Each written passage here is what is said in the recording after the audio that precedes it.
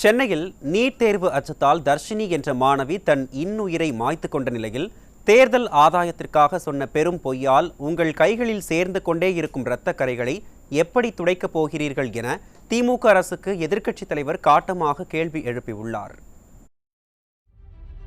இது குறித்து அவர் வெளியிட்டிருக்கும் அறிக்கையில், நீட் என்ற தேர்வை நாட்டிற்கே அறிமுகப்படுத்தி கூட்டணி கட்சியுடன் சேர்ந்து அதனை உச்சநீதிமன்றம் வரை சென்று வாதாடி தமிழ்நாட்டு மாணவர்களின் மருத்துவ கனவை சிதைத்திட அடித்தளம் இட்டதோடு மட்டுமல்லாமல், ஆட்சிக்கு வந்தால் நீட் என்ற தேர்வே தமிழ்நாட்டில் இருக்காது என்று பச்சை பொய் சொல்லி ஏமாற்றிய திமுகவிற்கு தொடரும் நீட் மரணங்கள் மனசாட்சியை உறுத்தவில்லையா என கேள்வி எழுப்பியிருக்கிறார். தொடர்ந்து நீட் தேர்வுக்கு பயந்து தற்கொலை செய்து கொண்ட மாணவர்களை எதிர்க்கட்சித் தலைவர் பட்டியலிட்டுள்ளார்.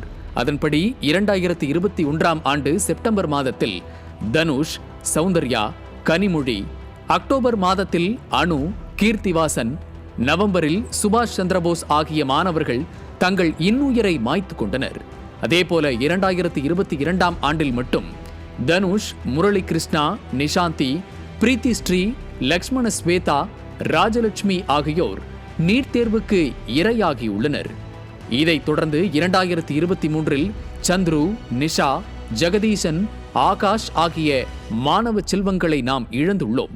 மேலும் 2024இல் புனிதா, 2025 மார்ச்சில் மட்டும் இந்து, தர்ஷினி ஆகிய 2 மாணவிகளை இழந்து தவிக்கிறது தமிழகம்.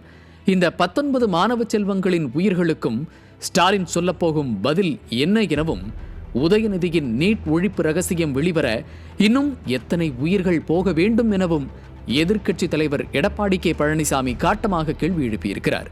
மேலும் தேர்தல் ஆதாயத்திற்காக சொன்ன பெரும் பொய்யால் உங்கள் கைகளில் சேர்ந்து கொண்டே இருக்கும் இரத்தக்கரைகளை எப்படி துடைக்கப் போகிறீர்கள் என திமுக அரசுக்கு கேள்வி எழுப்பியுள்ள அவர், மாணவி தர்ஷினி மரணத்திற்கு ஸ்டாலின் மாடல் திமுக அரசே முழு பொறுப்பு என குறிப்பிட்டுள்ளார். மாணவ செல்வங்களே, இதற்காகவும் உங்கள் இன்னுயிரை இழக்க துணியாதீர்கள். வாழ்க்கை பெரிது, உலகம் பெரிது. வாழ்ந்து சாதிக்க வேண்டுமே தவிர செத்து வீழக்கூடாது. நாம் நிச்சயம் வெற்றி பெறுவோம் என்ற நம்பிக்கையோடு எப்போதும் முன் செல்லுங்கள். வெற்றி நிச்சயம் உங்களை வந்து கிஞ்சும் என அதிமுக பொதுச் செயலாளரும் எதிர்க்கட்சி தலைவருமான எடப்பாடி கே பழனிசாமி மாணவர்களுக்கு தனது அறிக்கை மூலம் தன்னம்பிக்கை ஊட்டியுள்ளார்.